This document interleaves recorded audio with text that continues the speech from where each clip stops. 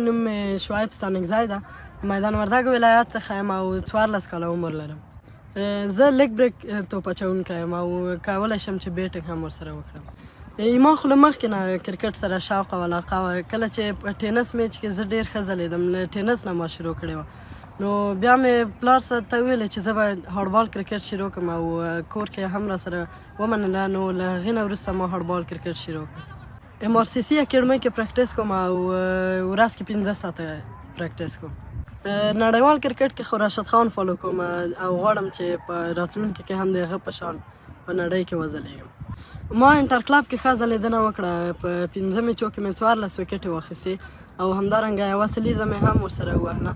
نو یو ټیسټ مې هم پاس کړ، نو ګریډ 2 سیالیو ته راغلم.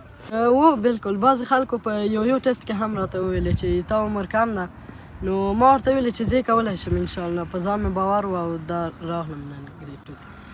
ډېر خوښ وم کله چې زه ګریډ 2 سیالیو کې سکواډو کې ما نوم و. ډېر د خوشحالۍ احساس مې کوه او په ځان مې کانفیډنس نور هم لوړ شو چې زه باید غټ کرکټ وکړم په راتلونکي کې. و بالکل په دې لوبو کې ما خپلې منفي پوینټونه هم ونیول، مثبت هم.